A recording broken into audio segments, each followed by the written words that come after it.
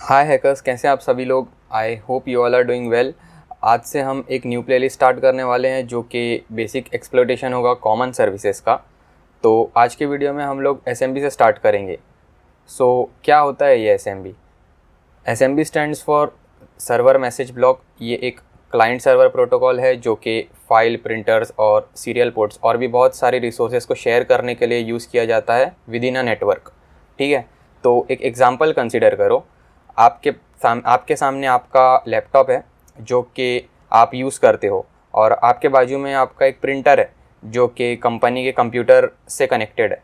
तो जब आप कोई डॉक्यूमेंट प्रिंट करते हो उस प्रिंटर से, तो आपका लैपटॉप एसएमबी प्रोटोकॉल यूज़ करता है एसएमबी रिक्वेस्ट भेजने के लिए उस कंप्यूटर तक जिससे आपका प्रिंटर कनेक्टेड है। इन द सेम मैनर आपका लैपटॉप रिस्पॉन्स रिसीव करता है उस कंप्यूटर से कि whether the document is printed और नॉट। तो ये एक बेसिक सा एग्जांपल था एसएमबी समझने के लिए। तो हम जो मशीन यूज़ करने वाले हैं एसएमबी के लिए वो ट्राईएकमी पर अवेलेबल है, लेकिन वो शायद से सब्सक्रिप्शन लेंगे ट्राईएकमी का तो ही अवेलेबल होगी। तो अगर आप सब्सक्रिप्शन अफोर्ड नहीं कर सकते तो भी एटलीस्ट आप ये वीडियो देखो ताकि आपको ये समझ में आए कि एसएमबी को एक बेसिक लेवल पे एसएमबी को कैसे एक्सप्लॉइट किया जा सकता है। और एक चीज़ और बतानी है कि जो विंडोज़ है हमारा वो एसएमबी प्रोटोकॉल यूज़ करता है, और सांबा एक एसएमबी की तरह ही एक सांबा एक ओपन सोर्स सर्वर है जो कि एसएमबी को सपोर्ट करता है, बट वो यूनिक्स बेस्ड सिस्टम्स के लिए।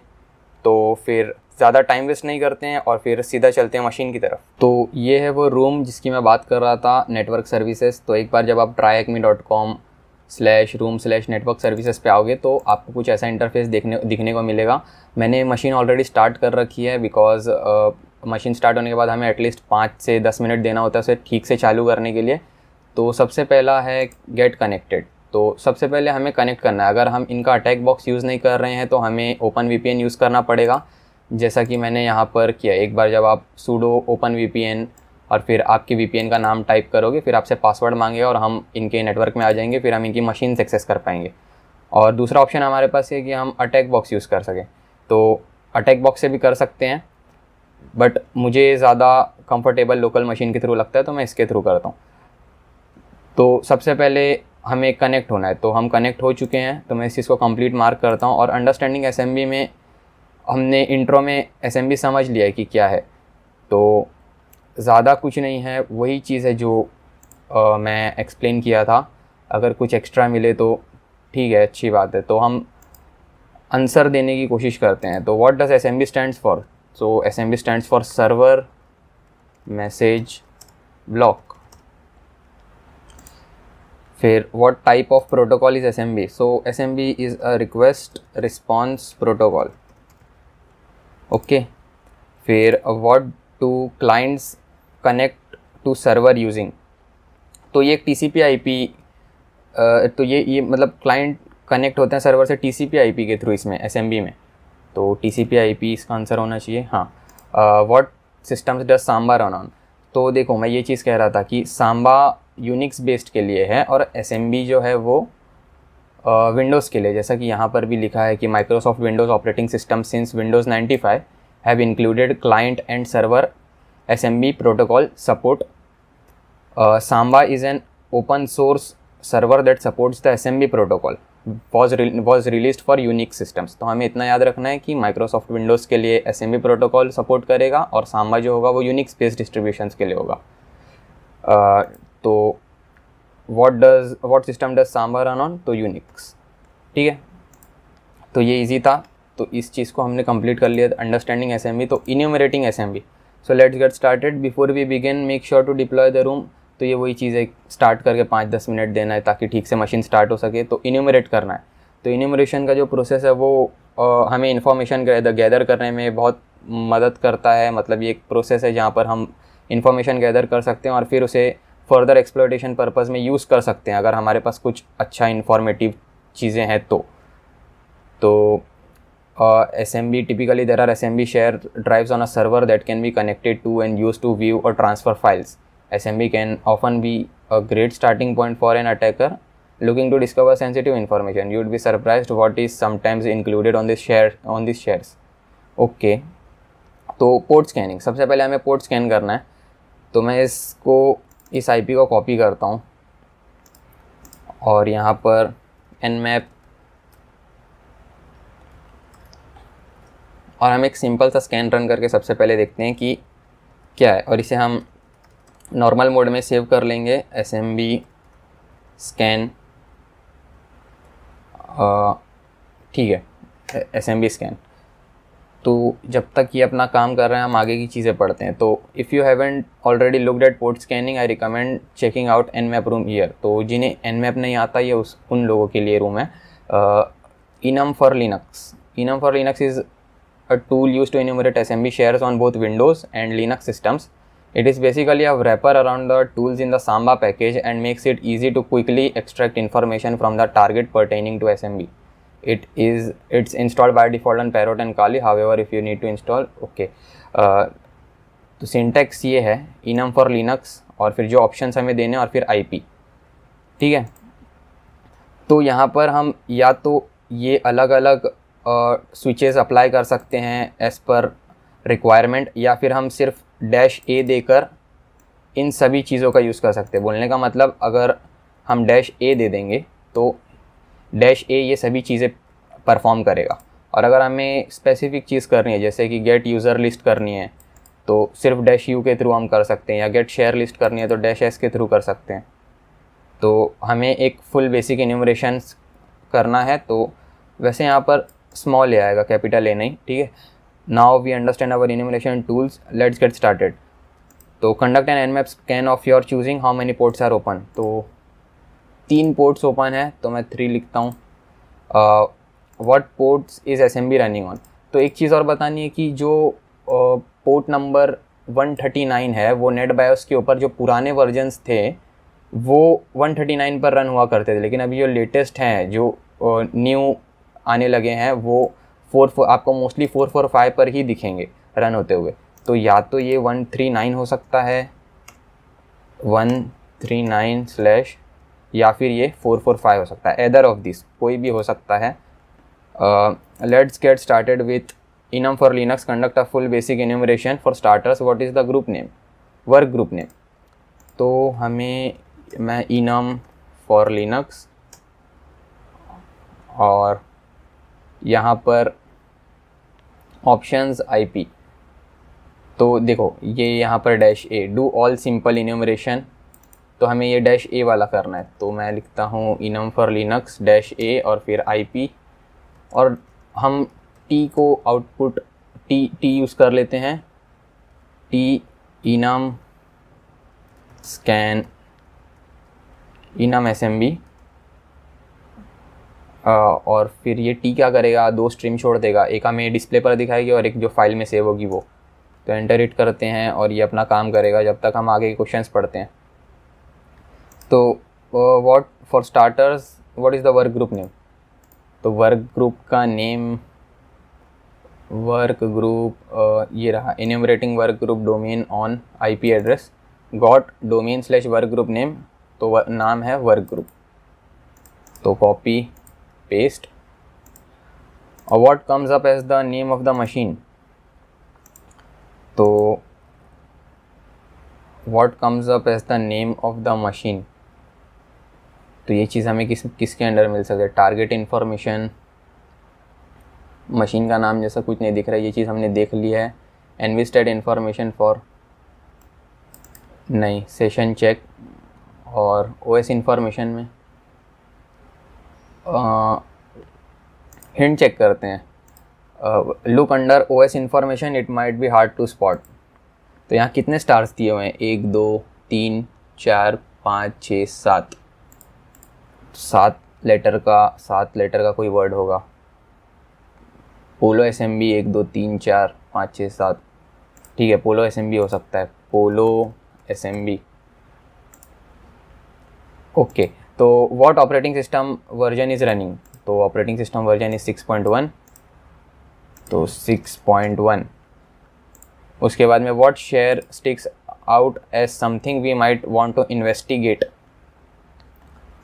व्हाट शेयर स्टिक्स आउट, तो शेयर्स कहाँ हैं, ये रहे share enumeration on SMB, sorry share enumeration on IP address. तो नेट लॉग ऑन तो ठीक है, होता ही है, प्रिंट भी होता ही है, IPC ये चीज़ भी कॉमन है देगा, बट ये प्रोफाइल्स नाम की चीज़ थोड़ी ऑड है, तो इस चीज़ को हम इन्वेस्टिगेट कर सकते हैं। तो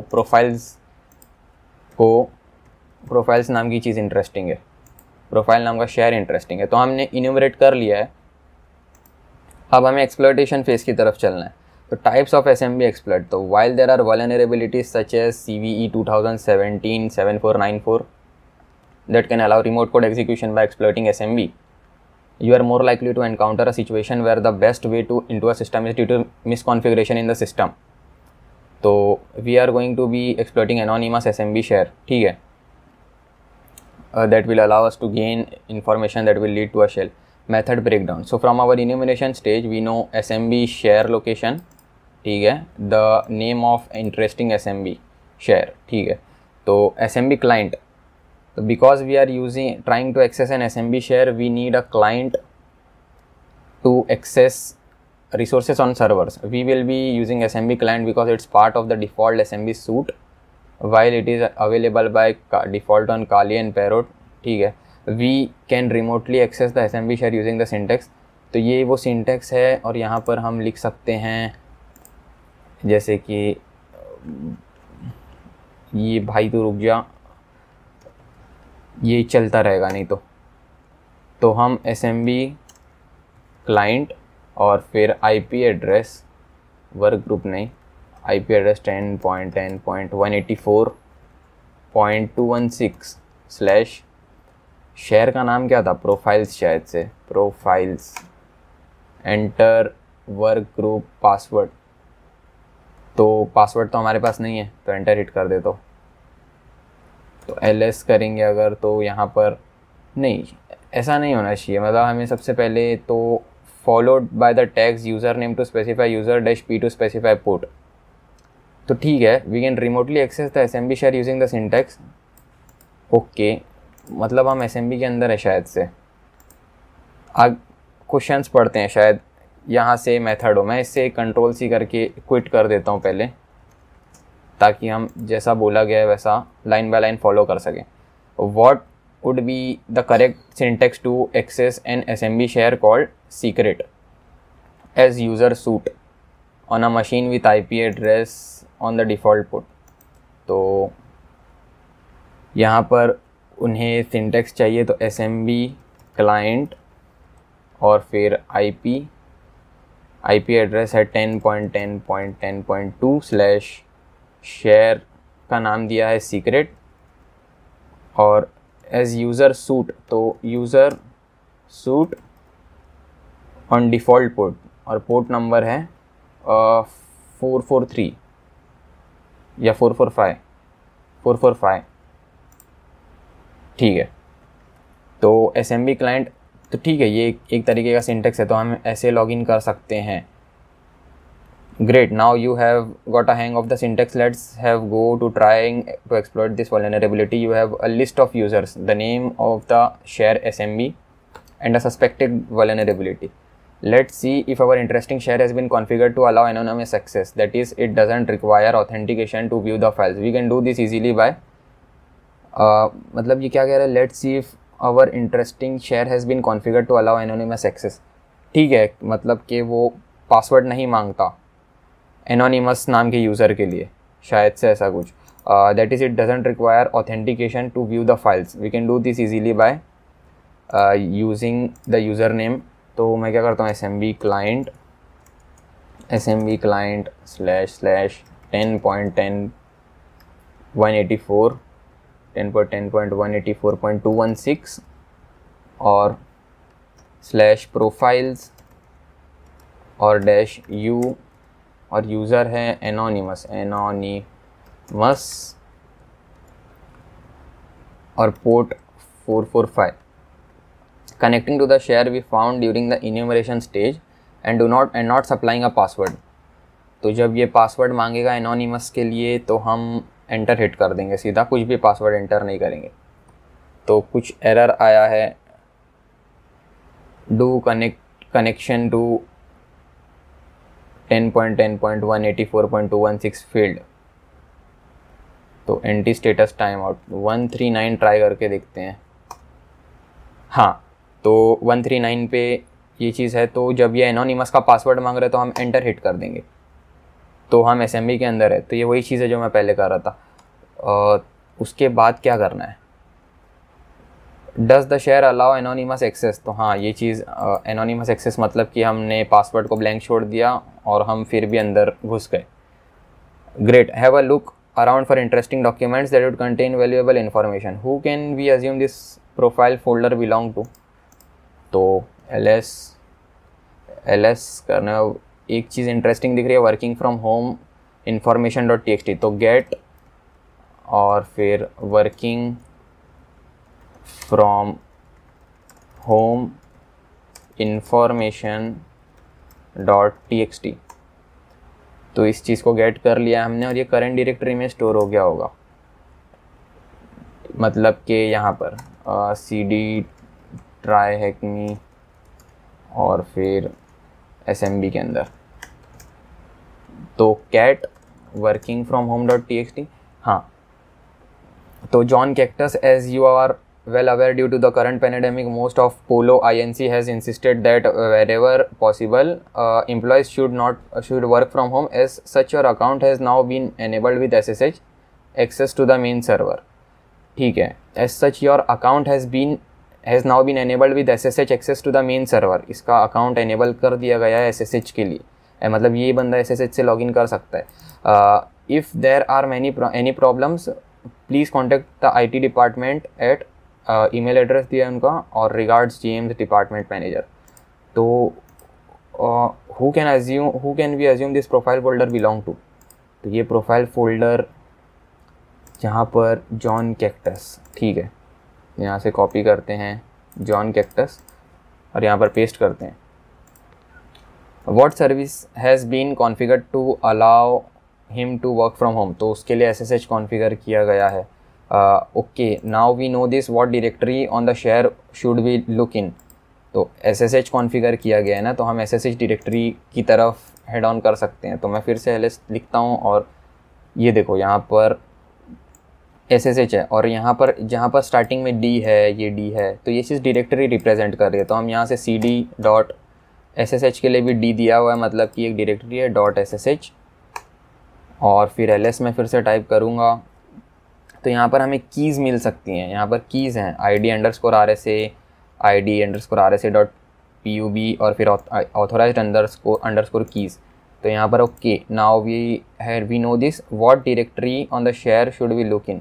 तो .ssh, the directory contains authentication keys that allow a user to authenticate themselves on and then access a server. Which of these keys is most useful to us? तो सबसे ज़्यादा यूज़फुल हमारे लिए यहाँ पर 3 कीज़ हैं हमारे पास। तो सबसे ज़्यादा यूज़फुल हिंट चेक करते हैं। What is the default name of an SSH identity file. तो इस चीज़ को कॉपी करते हैं और पेस्ट करते हैं। तो the default directory for SSH is /.ssh with the private key named as ID_RSA and the public key named as। तो हमें प्राइवेट की चाहिए जो कि ID_RSA नाम की है। तो इस चीज़ को हम गेट कर लेंगे, गेट ID_RSA, और ये भी सेम डायरेक्टरी में चले जाएगी। ये मतलब कि यहीं पर हमें दिखाई देनी चाहिए, ये रही ID_RSA।